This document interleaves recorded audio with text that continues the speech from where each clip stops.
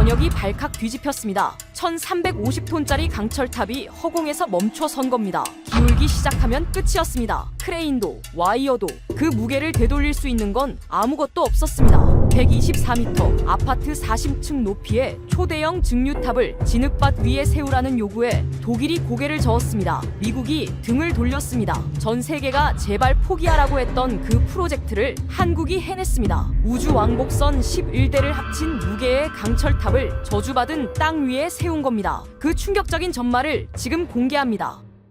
구독과 좋아요를 눌러주시면 한국의 위상이 널리 알려집니다. 한국 화이팅이라고 댓글을 남겨주세요. 제 이름은 아르준 메타입니다.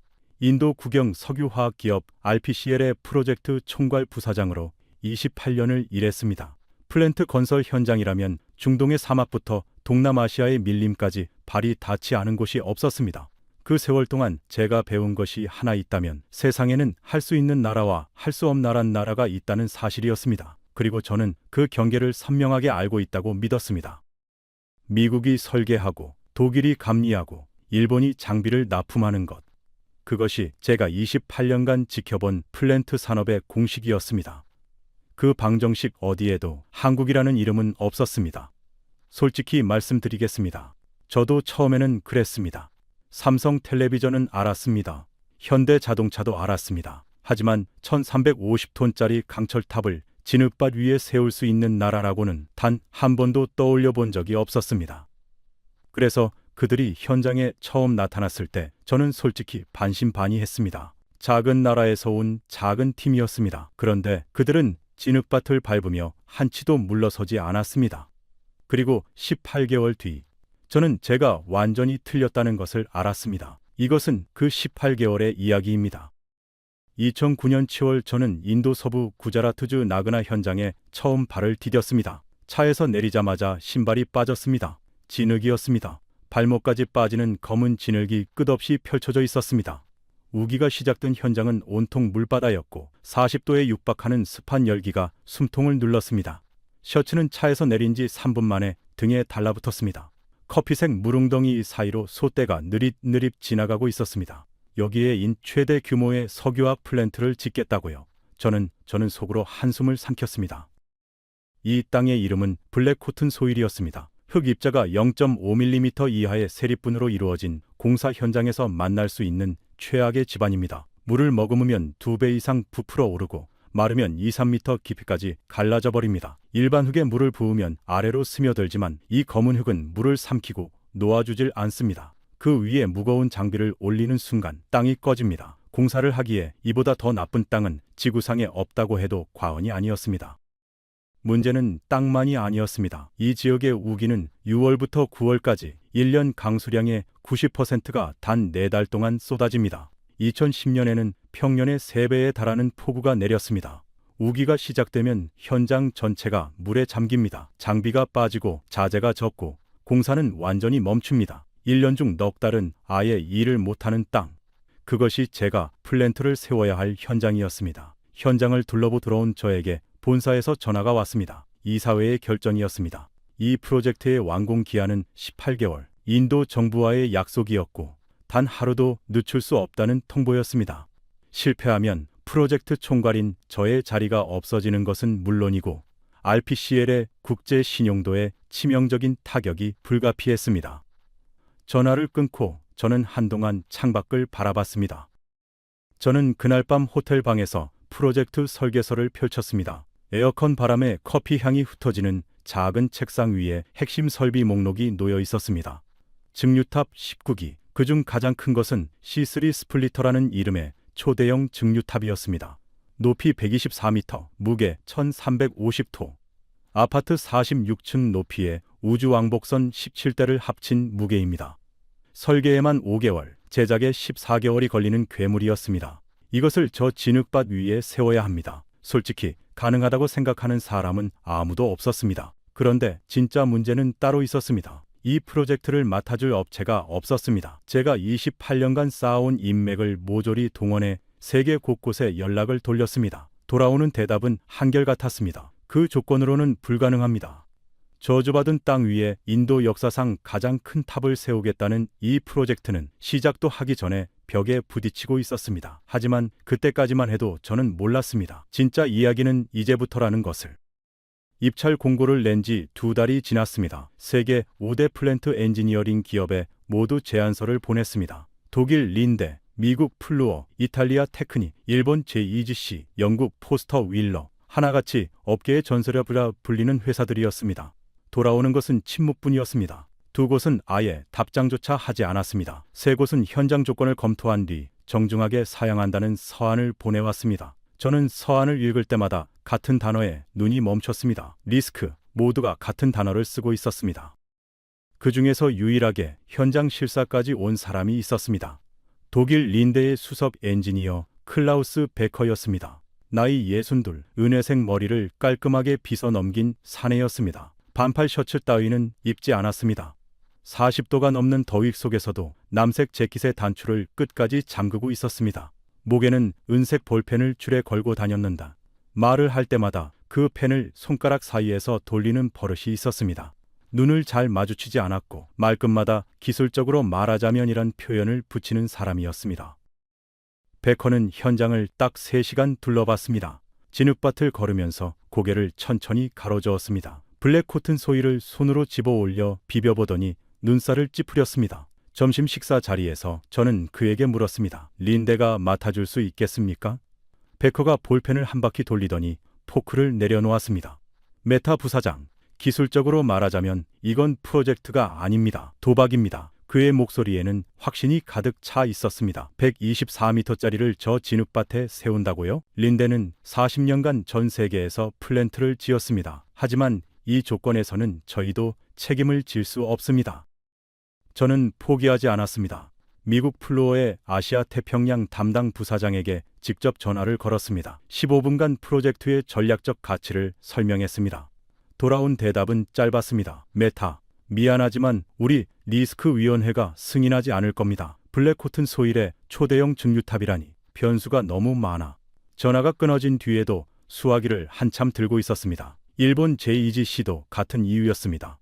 이탈리아 테크닙은 공기 18개월은 비현실적이라는 한 줄짜리 이메일을 보내왔습니다. 5곳 모두 거절이었습니다. 그런데 베커는 거절만 하고 떠난 게 아니었습니다. 떠나기 전 저에게 한마디를 더 남겼습니다. 공항으로 가는 차 안에서였습니다. 에어컨 바람이 차갑게 불고 있었고 창밖으로는 먼지투성이 도로가 끝없이 이어지고 있었습니다. 메타 부사장, 충고 하나 하겠습니다. 베커가 창밖을 보며 말했습니다. 동양 업체한테 이걸 넘기려는 생각은 하지 마십시오. 플랜트는 경험입니다.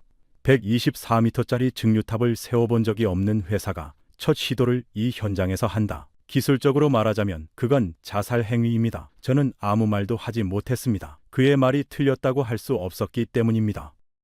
모든 선택지가 사라졌습니다. 이사회 보고 기한은 2주 앞으로 다가와 있었습니다. 업체를 확정하지 못하면 프로젝트 자체가 백지화될 수 있었습니다. 저는 매일 밤 사무실에서 입찰 서류 더미를 뒤졌습니다.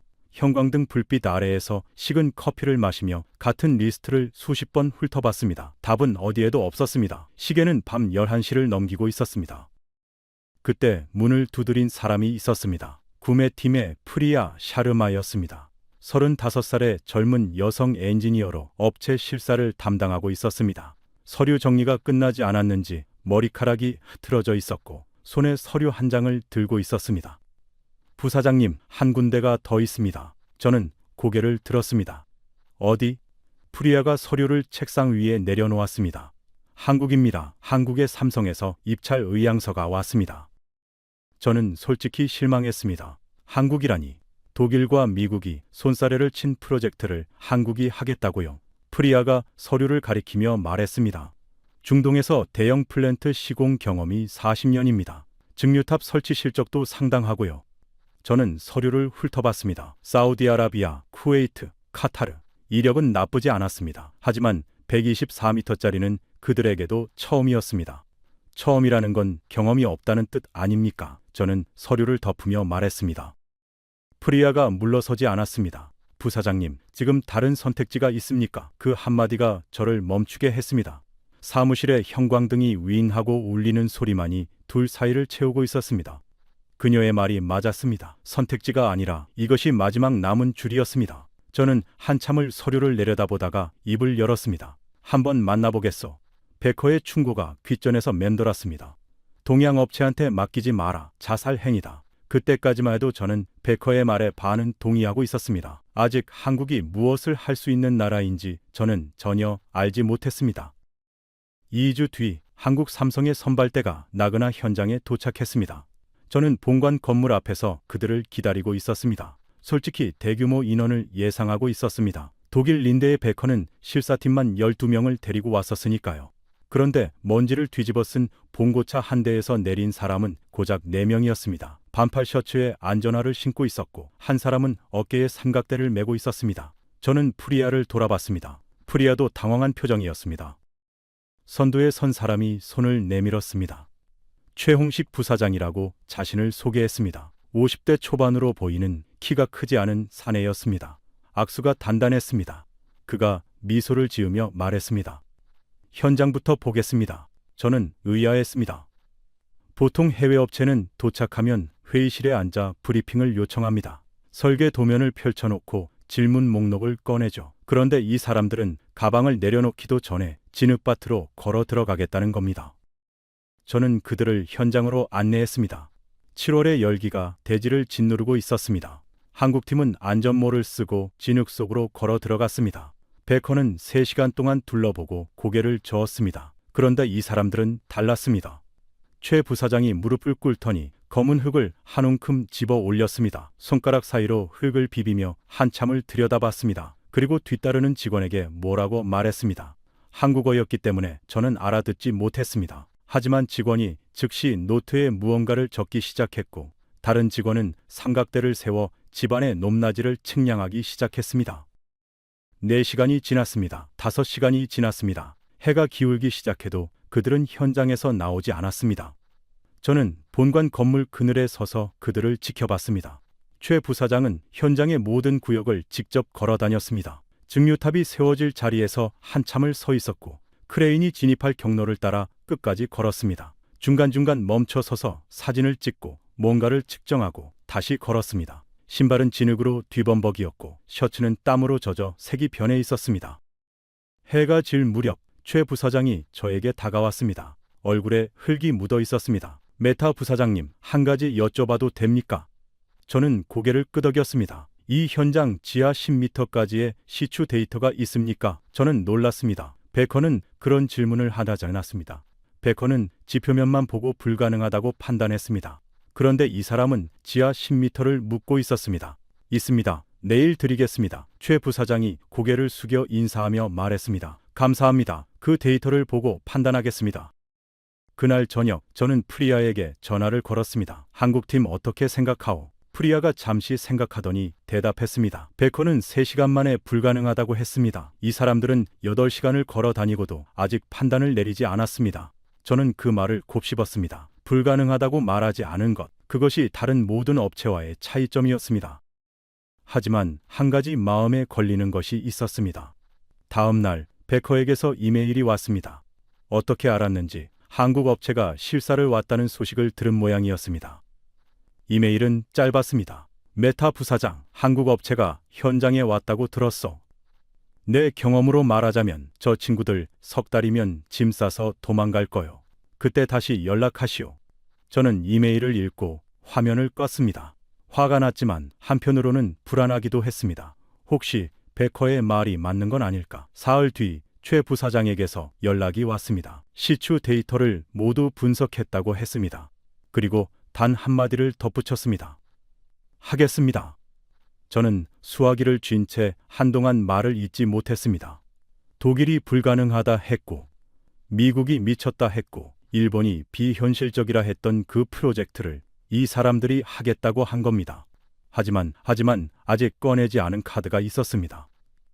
진짜 싸움은 이사회 입찰 심사에서 시작될 터였습니다. 이사회 입찰 심사는 뭄바이 본사 18층 회의실에서 열렸습니다. 긴 호두나무 테이블 양쪽으로 RPCL 이사진 7명이 앉아 있었습니다. 창밖으로 아라비아 해가 보였고 에어컨이 3개 돌아가고 있었습니다. 저는 테이블 끝자리에 앉아 한군자 한국팀의 프레젠테이션을 기다리고 있었습니다. 그런데 회의 시작 10분 전 예상치 못한 사람이 문을 열고 들어왔습니다. 클라우스 베커였습니다. 저는 의장인 라오 회장을 도 회장을 돌아봤습니다. 라오 회장이 말했습니다. 기술 자문위원으로 베커 씨를 초빙했네. 이 규모의 프로젝트에 외부 전문가의 검증이 필요하다고 이사회가 판단했어. 베커가 볼펜을 돌리며 자리에 앉았습니다. 남색 재킷 차림이었습니다. 저는 속이 무거워졌습니다. 베커가 심사석에 앉아 있다는 것은 한국팀에게 가장 까다로운 시험관이 추가됐다는 뜻이었습니다. 한국팀이 들어왔습니다. 최홍식 부사장과 기계팀, 설계팀 엔지니어 3명이었습니다. 최 부사장이 프로젝터를 켜고 첫 슬라이드를 띄웠습니다. 화면에 C3 스플리터 시공 계획서라는 제목이 떴습니다. 그리고 그 아래에 숫자 하나가 크게 적혀 있었습니다. 84점. 회의실이 조용해졌습니다. 84는 저희가 이 현장의 블랙코튼 소위를 뚫고 박을 콘크리트 파일의 개수입니다. 최 부사장이 말했습니다. 보어드 CIP 공법입니다. 집안을 30m 깊이까지 뚫고 흙을 제거한 뒤 지름 80cm의 철근 콘크리트 파일을 삽입합니다. 파일 하나가 지탱하는 하중은 190톤입니다. 80섬 개를 설치하면 림 스플리터의 무게를 충분히 버틸 수 있습니다. 슬라이드가 넘어갔습니다. 단면도 하중 분산표 시뮬레이션 결과가 빼곡했습니다. 베커가 볼펜을 멈췄습니다. 그리고 입을 열었습니다. 최 부사장, 기술적으로 말하자면 보어드 CIP 공법 자체는 새로운 게 아닙니다. 테이블 위에 손을 가지런히 올리며 말했습니다. 문제는 이 현장의 블랙코튼 소일은 우기마다 부피가 2배로 팽창한다는 겁니다. 건기에는 3m 깊이까지 균열이 생기고요. 파일을 박아도 땅 자체가 움직이면 소용없습니다. 이론은 좋지만 실전은 다릅니다. 그가 볼펜을 다시 돌리기 시작했습니다. 여유로운 표정이었습니다. 이사진 몇 명이 고개를 끄덕였습니다. 베커의 지적은 날카로웠습니다. 저도 속으로 같은 의문을 품고 있었습니다. 최 부사장이 잠시 침묵했습니다. 그리고 고개를 끄덕이며 말했습니다. 맞습니다. 베커 씨 말씀이 정확합니다. 블랙코튼 소일은 팽창과 수축을 반복합니다. 지표면 근처의 파일은 그 영향을 받을 수 있습니다. 베커의 입꼬리가 미세하게 올라갔습니다. 그런데 최 부사장이 말을 이었습니다. 그런데 저희 파일의 깊이는 30m입니다. 회의실이 조용해졌습니다. 최 부사장이 슬라이드를 넘겼습니다. 지층 단면도가 떴습니다. 블랙코튼 소일의 팽창 영향권은 지표면에서 최대 10m입니다. 저희 파일은 그 아래 20m를 더 관통해서 안정 지반에 고정됩니다. 팽창 구간은 파일의 상부 3분의 1에 불과합니다. 나머지 3분의 2가 흔들리지 않는 암반에 박혀 있는 겁니다. 최 부사장이 베커를 바라봤습니다. 저희는 사우디아라비아 주베일 산업단지에서 연약 지반 위에 대형 플랜트를 시공한 경험이 있습니다. 그때도 같은 공법을 썼고 12년이 지난 지금까지 치마량은 2mm입니다. 2mm. 그 숫자가 회의실에 울렸습니다. 베커의 볼펜이 멈춰 있었습니다. 라오 회장이 안경을 밀어올리며 물었습니다. 그렇다면 증류탑 자체는 어떻습니까? 124m짜리를 제작하고 운반해서 세우는 것이 가능한 겁니까? 이것이 두 번째 관문이었습니다. 베커가 다시 몸을 앞으로 기울였습니다. 눈빛에 자신감이 돌아와 있었습니다. 라오 회장, 제가 보충하겠습니다. 베커가 말했습니다. 124m 높이의 증류탑은 전 세계에서도 극히 드문 규모입니다. 린데도 100m 이상 증류탑은 시공 사례가 손에 꼽습니다. 이 한국 회사는 이 규모의 증류탑을 세워본 경험이 있습니까? 최 부사장이 대답했습니다. 없습니다. 회의실 공기가 무거워졌습니다. 이사 한 명이 펜을 내려놓았습니다. 베커의 입꼬리가 다시 올라갔습니다. 최 부사장이 말을 이었습니다.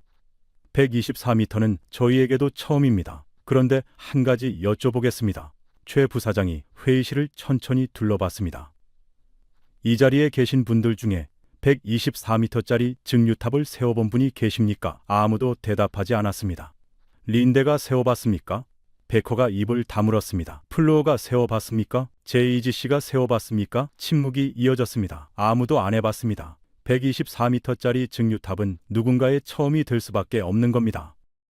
최 부사장이 슬라이드를 넘겼습니다. 화면에 거대한 크레인 사진이 떴습니다. 1600톤급 골리앗 크레인입니다.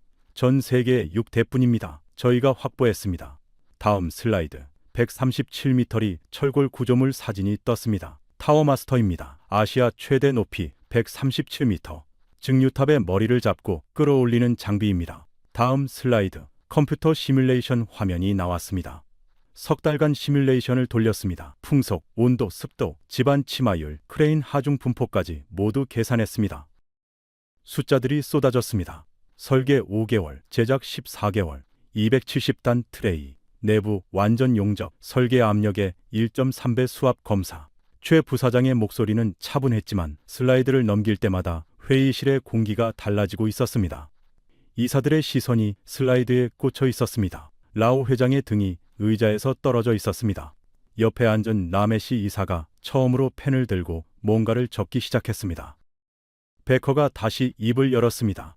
장비가 있다는 건 알겠습니다. 하지만 이 증류탑의 무게를 아십니까? 베커가 이 사진을 돌아보며 말했습니다. 1350톤입니다. 나사 우주왕복선 17대를 합친 무게입니다. 이걸 진흙밭에서 세운다는 건 장비만으로 되는 일이 아닙니다. 최 부사장이 고개를 끄덕였습니다. 맞습니다. 1350톤 우주왕복선 17대 무게입니다. 그리고 한 박자 쉬었습니다. 그런데 베커 씨, 그 무게를 세울 수 있다고 손을 든 나라가 몇 개국인지 아십니까?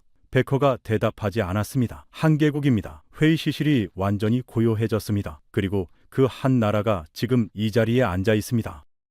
5초, 10초, 아무도 말을 하지 않았습니다. 라메시 이사가 고개를 들어 최 부사장을 바라봤습니다. 그의 눈빛이 달라져 있었습니다. 의심이 아니라 호기심이었습니다. 라오 회장이 안경을 벗어 테이블 위에 내려놓았습니다. 베커는 볼펜을 돌리지 않고 있었습니다. 처음이었습니다. 하지만 아직 두 가지가 더 남아 있었습니다. 이게 진짜 무서운 겁니다. 회의실의 긴장이 채 풀리기 전에 베커가 다시 공세를 시작했습니다. 이번에는 각도를 바꿨습니다. 최 부사장, 장비 이야기는 인상적이었습니다. 그런데 공기 얘기를 해봅시다. 베커가 서류를 펼치며 말했습니다. 18개월입니다. 이 일정 안에 84개 파일을 받고 증류탑 19기를 세우고 배관과 전기 작업까지 끝내겠다는 겁니까? 기술적으로 말하자면 이건 린데가 맡아도 24개월은 잡아야 합니다. 베커가 이 사진을 돌아보며 덧붙였습니다. 게다가 우기 넉 달은 공사가 불가능하다고 했습니다. 실제 작업 가능 기간은 14개월도 안 됩니다. 라오 회장이 고개를 끄덕이며 최 부사장을 바라봤습니다. 이 사진의 표정이 다시 무거워졌습니다. 이건 숫자로 반박하기 어려운 질문이었습니다. 최 부사장이 잠시 생각하더니 입을 열었습니다. 맞습니다. 우기 기간을 빼면 실작업 가능 일수는 줄어듭니다. 베커가 볼펜을 돌리기 시작했습니다. 그런데 저희는 우기의 공사를 멈추지 않습니다. 회의실이 술렁였습니다. 라메시 이사가 처음으로 입을 열었습니다. 잠깐, 그게 가능합니까? 블랙코튼 소일이 물에 잠기면 장비 투입 자체가 불가능하다고 들었는데. 최 부사장이 고개를 숙여 인사하며 대답했습니다. 라메시 이사님, 좋은 질문입니다. 전체 공사를 멈추지 않는다는 뜻입니다. 우기의 집안 작업은 중단되지만 그 기간에 증류탑 내부 트레이 설치, 배관 제작, 드레스업 작업을 병행합니다. 저희는 공정표를 우기와 건기에 맞춰 두 트랙으로 설계했습니다. 슬라이드가 넘어갔습니다. 두 줄로 나뉜 공정표가 화면에 떴습니다. 건기에는 집안과 대형 설치, 우기에는 실내 제작과 조립, 빈 시간이 거의 없었습니다. 베커가 공정표를 노려보다가 다른 카드를 꺼냈습니다. 좋습니다. 공정을 이중으로 돌린다고 치죠. 그런데 인력은요? 베커가 손가락으로 테이블을 톡톡 두드렸습니다. 하루 투입 인력 4,000명이라고 했습니다. 그중 한국인은 40명이고 나머지는 전부 인도 현지 인력이라고요. 40명이 4,000명을 지휘한다. 기술적으로 말하자면 그건 소통체계가 무너지는 구조입니다. 언어도 다르고 작업 문화도 다릅니다. 베커가 이 사진을 돌아보며 말했습니다. 린데가 인도에서 시공할 때는 독일 엔지니어를 최소 200명 투입합니다. 40명으로 이 규모를 통제한다는 건 무모합니다. 이번에도 최 부사장은 먼저 고개를 끄덕였습니다. 맞습니다. 40명은 적은 숫자입니다. 그리고 잠시 멈췄다가 말을 이었습니다. 그런데 저희는 200명을 보낼 수 없어서 40명을 보내는 게 아닙니다. 40명이면 되기 때문에 40명을 보내는 겁니다. 베커의 볼펜이 멈췄습니다. 최 부사장이 슬라이드를 넘겼습니다. 조직도가 나타났습니다. 한국인 40명은 각 분야의 수석 엔지니어들입니다. 이 40명 아래에 인도인 중간 관리자 160명이 배치됩니다. 중간 관리자들은 저희가 6개월 전부터 한국에서 훈련시킨 인력입니다. 공정관리 시스템, 안전 프로토콜, 품질 검사 기준까지 전부 한국 방식으로 교육을 마쳤습니다. 다음 슬라이드에 훈련 수료증과 현장 시뮬레이션 사진이 떴습니다. 독일이 200명의 독일인을 보내는 동안 저희는 160명의 인도 엔지니어를 한국식으로 키웠습니다. 라메시 이사의 펜이 멈췄습니다. 그가 몸을 앞으로 기울이며 물었습니다. 현지 고용 효과가 어느 정도 됩니까? 최 부사장이 대답했습니다. 공사 기간 동안 필요한 총 연인원은 380만 명입니다. 사실상 이 지역 경제가 이 프로젝트로 움직이게 됩니다. 380만 명. 라메시 이사가 숫자를 적었습니다. 그의 표정이 바뀌고 있었습니다. 이건 기술의 문제만이 아니었습니다. 인도의 일자리를 만드는 구조였습니다. 베커가 마지막 카드를 꺼냈습니다. 목소리가 낮아졌습니다. 최 부사장, 마지막으로 한 가지만 묻겠습니다. 회의실이 다시 조용해졌습니다. 만약 실패하면 어떻게 됩니까? 베커가 이 사진을 천천히 둘러보며 말했습니다. 124m짜리 증류탑이 설치 도중 쓰러지면요. 크레인이 무너지면요. 최악의 시나리오를 생각해 보셨습니까? 그의 목소리에 힘이 실렸습니다. 증류탑 하나가 쓰러지면 주변 설비가 연쇄적으로 파괴됩니다. 인명피해는 둘째치고 프로젝트 전체가 최소 1년 이상 지연됩니다. 피해 규모는 수천억 원에 달할 겁니다. 그 책임을 이 한국 회사가 질 수 있습니까? 회의실에 무거운 침묵이 내려앉았습니다. 이 사진의 얼굴이 경직됐습니다. 이건 기술로 논쟁이 아니라 공포였습니다. 베커가 가장 강력한 무기를 꺼낸 것이었습니다. 실패의 공포. 저도 솔직히 등이 서늘해졌습니다. 프리아가 제 옆에서 숨을 죽이고 있는 게 느껴졌습니다. 최 부사장이 자리에서 일어섰습니다.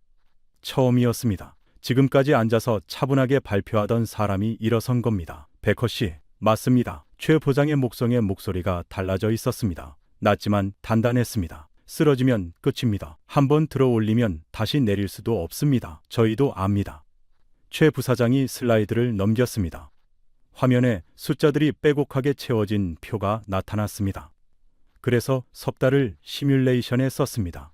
풍속 초당 15m 이상이면 작업 즉시 중단합니다. 타워마스터에 연결되는 와이어 12개의 하중은 오퍼레이션 룸에서 실시간으로 모니터링됩니다. 하중 편차가 5%를 넘으면 자동으로 멈추는 시스템을 구축했습니다.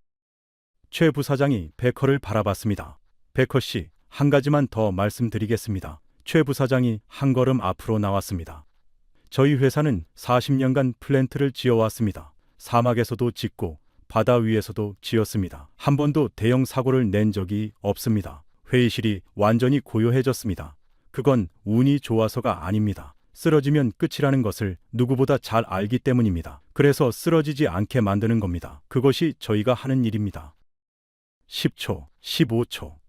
아무도 입을 열지 않았습니다. 창밖으로 아라비아 해 위에 햇살이 부서지고 있었습니다. 베커가 볼펜을 테이블 위에 내려놓았습니다. 돌리지 않았습니다. 그냥 내려놓았습니다. 라오 회장이 천천히 고개를 돌려 라메시 이사를 봤습니다. 라메시 이사가 입을 열었습니다.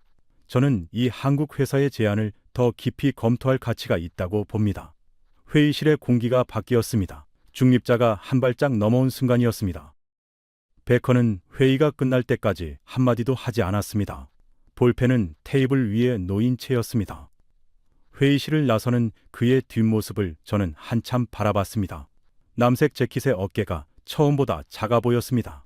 복도에서 프리아가 저에게 다가왔습니다. 작은 목소리로 물었습니다. 되는 겁니까? 저는 대답 대신 고개를 끄덕였습니다. 하지만 아직 끝난 게 아니었습니다. 이사회의 최종 결정이 나기까지, 그리고 그 결정 이후에 펼쳐질 현장에서의 진짜 싸움이 남아 있었습니다. 이사회는 한국 삼성을 최종 시공사로 선정했습니다. 라메시 이사가 결정적 한 표를 던졌습니다. 베커는 최종 회의에 참석하지 않았습니다. 그리고 공사가 시작됐습니다. 한국인 40명이 인도 구자라트의 먼지투성이 현장에 짐을 풀었습니다. 출근 시간이면 4,000명의 인도 인력이 한꺼번에 몰려들어 짐 풍경을 이뤘습니다. 현장 곳곳에서 귀에 익은 한국 음악이 흘러나왔습니다. 저는 처음에 그게 이상했습니다. 나중에 안 사실이지만 한국팀은 작업 시작 전에 항상 음악을 틀었습니다. 긴장을 풀기 위한 그들만의 루틴이었습니다. 40도가 넘는 열기 속에서 이국의 음악이 울려 퍼지는 풍경은 묘하게 현장에 활기를 불어넣었습니다.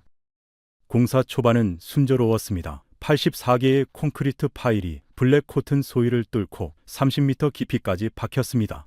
지름 80cm, 하나당 190톤의 하중을 견디는 말뚝들이 저주받은 땅 아래로 사라져갔습니다. 한국팀의 공정 관리는 놀라울 정도로 정밀했습니다. 매일 아침 7시에 전체 공정회의가 열렸고 저녁 6시에 일일 보고서가 제 책상에 올라왔습니다. 단 하루도 빠진 적이 없었습니다. 베커가 예언한 석 달이 지났지만 아무도 짐을 싸지 않았습니다. 오히려 공정률은 예상보다 앞서가고 있었습니다. 증류탑 19기 중 18기가 차례로 세워졌습니다. 10m짜리 작은 탑부터 시작해서 점점 큰 것들이 하늘을 향해 올라갔습니다. 그리고 마지막 한 기가 남았습니다. 124m, 1350톤, 3 스플리터. 바닥에 누운 채 설치를 기다리는 그 강철 거인을 볼 때마다 저는 목이 마르는 느낌이었습니다. 270단의 트레이가 내부에 장착되어 있었고 외벽에는 미네랄 울 단열재와 알루미늄이 씌워져 있었습니다. 드레스업이라고 부르는 증류탑에 옷을 입히는 작업이었습니다. 내부의 열이 바깥으로 빠져나가지 못하게 하기 위한 것이라고 했습니다. 이 괴물을 세우는 날이 이 프로젝트의 운명을 결정하는 날이었습니다. 넬 스플리터를 세우기 위한 준비만 석 달이 걸렸습니다. 먼저 137m 높이의 타워 마스터를 조립해야 했습니다. 아시아 최대 높이의 이 철골 구조물을 세우는 데만 2달이 소요됐습니다. 기초 마스터라는 직육면체 철기둥을 세우고 그 위에 운전실을 올리고 크레인으로 마스터를 하나씩 끼워 넣으며 높이를 올려갔습니다. 하부는 철근 콘크리트로 강화됐습니다. 137m까지 올라간 타워 마스터는 12개의 와이어로 고정해야 했습니다. 와이어 하나의 지름이 4mm, 손가락보다 굵은 강철 줄이었습니다. 하나당 75톤의 무게를 버틸 수 있는 힘을 가진 줄이었습니다. 이 와이어들이 137m의 철골을 사방에서 잡아당기며 지탱하는 구조였습니다. 와이어 설치가 시작되던 날, 저는 현장 사무실에 있었습니다. 커피를 마시며 보고서를 읽고 있었습니다. 갑자기 안전팀에서 전체 대피 명령이 내려왔습니다. 와이어가 사무실 지붕 위로 지나가기 때문이었습니다. 만약 와이어가 떨어지면 사무실이 통째로 주저앉는다는 설명이었습니다.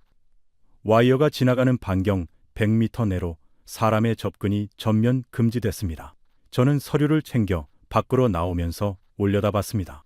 137m 상공에 사람이 보였습니다. 한국 기술자들이었습니다. 맨몸에 안전벨트 하나 의지한 채 강철줄을 잡고 있었습니다. 발 아래로 100m의 허공이 펼쳐져 있었습니다. 다리가 후들거렸습니다. 올려다보는 것만으로도요. 타워 마스터의 수직도를 맞추는 것이 가장 중요한 작업이었습니다.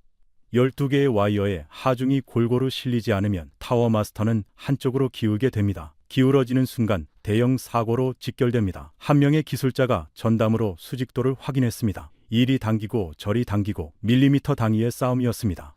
그때 문제가 터졌습니다. 와이어가 서로 꼬여버린 겁니다. 타워 마스터를 지지하는 와이어가 중간에서 엉켜켜 당겨지지 않았습니다. 대형 트럭을 동원해 끌어당겨 봤지만 꼼짝도 하지 않았습니다. 현장이 긴장으로 얼어붙었습니다. 와이어가 풀리지 않으면 타워 마스터가 쓰러질 수도 있었습니다. 모든 것이 컴퓨터로 계산되고 장비로 통제되는 현장이었지만 꼬인 줄을 푸는 것만큼은 사람 손이 필요한 일이었습니다. 한국 기술자 2명이 올라갔습니다. 100m 높이의 상공이었습니다. 밑에서 올려다보는 사람들은 입이 바짝 말랐습니다. 바람이 불 때마다 타워 마스터가 미세하게 흔들렸습니다. 그 위에서 2 사람이 맨손으로 강철줄을 풀고 있었습니다. 저는 숨을 쉬는 것도 잊었습니다. 10분이 지났습니다. 20분이 지났습니다. 인도인 기술자들도 하늘을 올려다보며 꼼짝 않고 서 있었습니다. 그리고 드디어 꼬인 줄이 풀렸습니다. 현장에서 짧은 환성이 터져 나왔습니다. 그 2 사람은 아무 일도 아니라는 듯 내려왔습니다. 하루에도 몇 번씩 오르내리는 게 일상이라고 했습니다. 저는 그때 처음으로 이 사람들이 무섭다고 느꼈습니다. 무모해서가 아니라 그 높이에 익숙하다는 것이 무서웠습니다. 12개의 와이어가 모두 설치됐습니다. 타워 마스터가 단단히 고정됐습니다. 반대편에는 1600톤급 골리앗 크레인이 자리를 잡았습니다. 바퀴 하나가 사람 키를 훌쩍 넘기는 거대한 장비였습니다. 인도에서는 좀처럼 보기 어려운 장비라고 했습니다. 이 크레인이 지나가는 길에 120m 길이의 강철 매트 80장을 깔아 지방을 보호했습니다. 전 세계의 6대뿐인 장비가 인도의 진흙밭 위에 서 있었습니다. 이제 모든 준비가 끝났습니다. 124m 초대형 증류탑을 세우는 날이 다가오고 있었습니다. 그런데 그때까지만 해도 저는 몰랐습니다. 진짜 위기는 세우는 도중에 찾아온다는 것을. 설치가 시작된 날, 인도식 안전기원제가 먼저 열렸습니다. 부자라고 부르는 의식이었습니다. 공사 관계자 전원이 모여 성공을 빌었습니다. 한국 기술자들도 고개를 숙이고 두 손을 모았습니다. 의식의 마지막은 딱딱한 코코넛 껍질을 깨는 것이었습니다. 아군을 물리친다는 인도의 오랜 관습이었습니다. 코코넛이 깨지는 소리가 현장에 울렸습니다. 그리고 운전기사의 손짓을 신호로 장비들이 움직이기 시작했습니다. 124m의 강철 거인이 서서히 몸을 일으키기 시작했습니다. 움직이는 속도는 1시간에 69m. 워낙 느려서 눈으로는 움직임이 보이지 않을 정도였습니다. 예상 소요 시간만 10시간 이상. 한국팀 전원의 눈이 충혈되어 있었습니다. 최 부사장이 말했던 그대로였습니다. 한번 들어올리면 다시 내릴 수 없습니다. 현장의 모든 사람이 숨을 죽이고 있었습니다. 3시간이 지났을 때 증류탑이 멈췄습니다. 바람이었습니다. 풍속이 기준치에 근접하자 즉시 작업이 중단됐습니다. 1350톤의 강철탑이 공중에 뜬 채 멈춰 있었습니다. 타워 마스터와 크레인이 하중을 계속 받고 있었습니다. 한국 기술자들이 쉴 새 없이 수직도를 확인했습니다. 바람이 잦아들기를 기다리는 30분이 30시간처럼 느껴졌습니다. 다행히 바람이 잠잠해지고 작업이 재개됐습니다. 하지만 안도한 것도 잠시였습니다. 또다시 문제가 터졌습니다. 타워 마스터 벽을 잡고 올라가는 클라이밍 쟁이 갑자기 멈춰버린 겁니다. 원인은 미세한 각도 틀어짐이었습니다. 잭이 위로 올라가면서 타워 마스터의 벽을 긁었고 긁힌 찌꺼기가 잭날 안에 뭉쳐버린 것이었습니다. 이대로는 더 이상 증류탑을 올릴 수 없었습니다.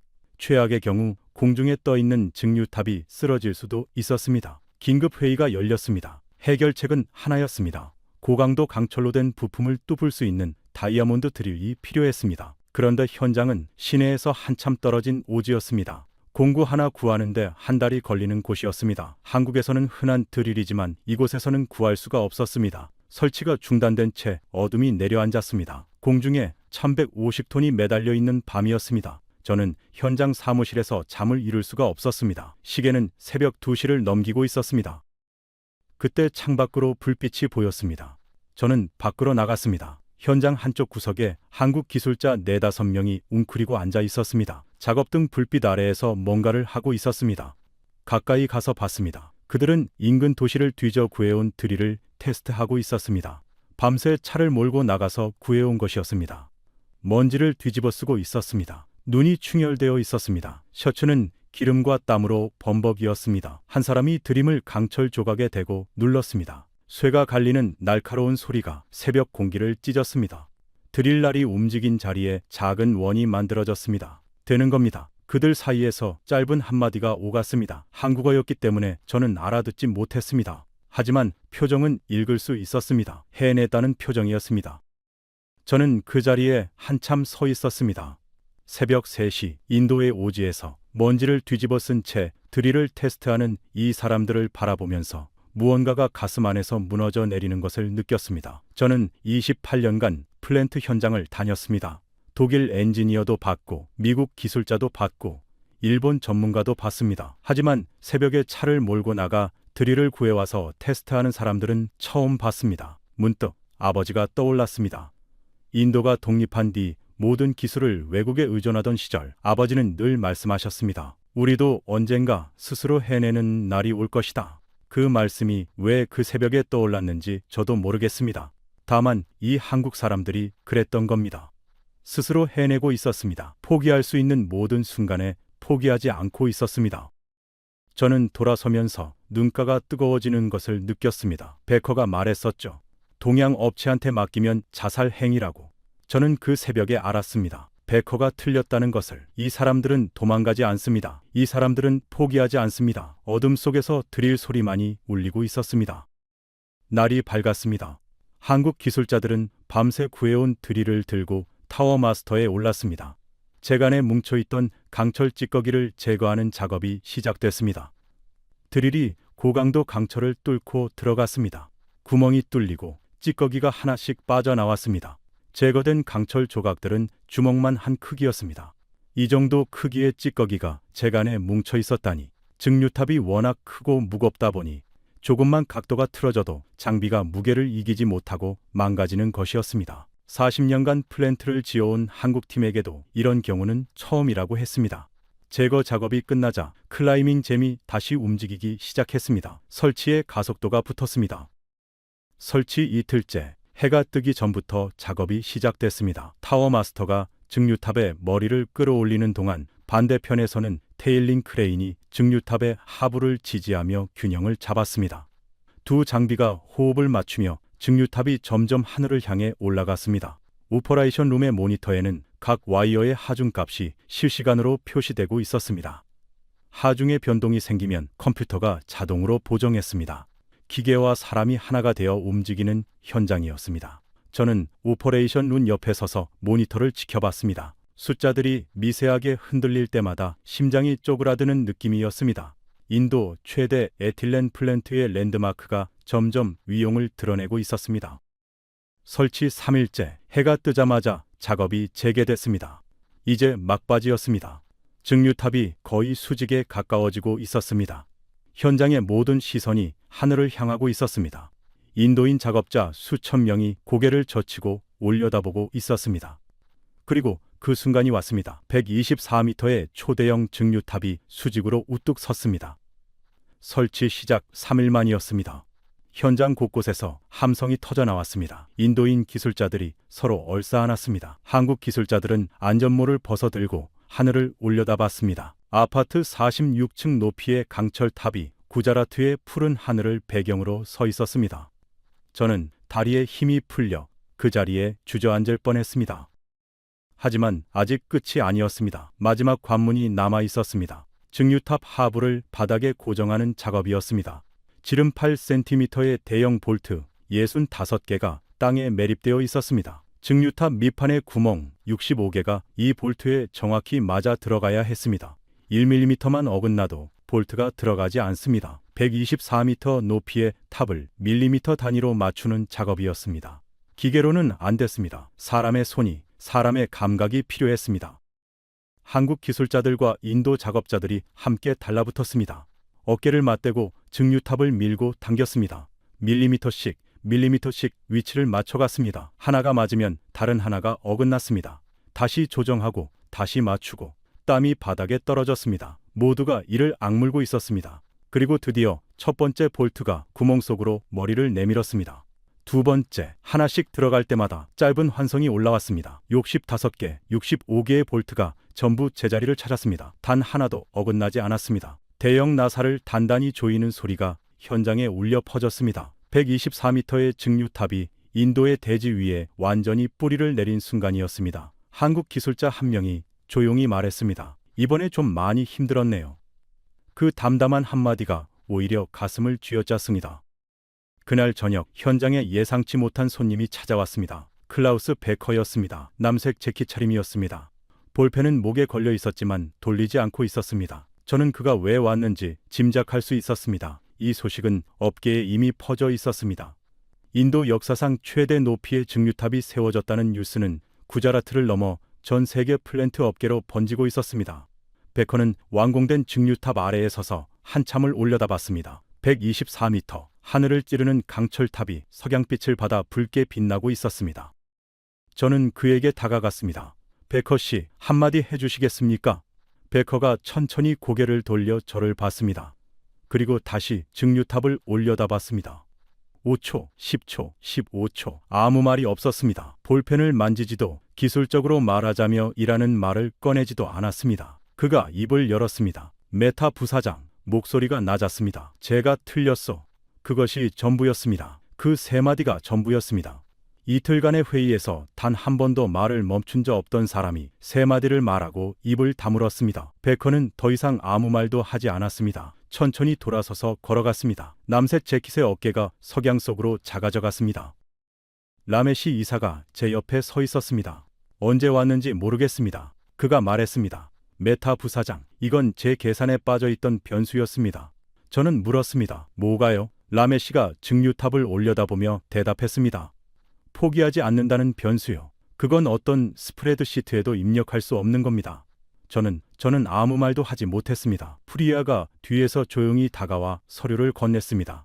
최종 검수 보고서였습니다. 모든 항목에 합격 표시가 찍혀 있었습니다. 프리아의 눈가가 붉어져 있었습니다. 그녀가 밤 11시에 제 사무실 문을 두드리던 날이 떠올랐습니다. 한 군데가 더 있습니다. 그 한마디가 이 모든 것을 시작하게 만든 겁니다.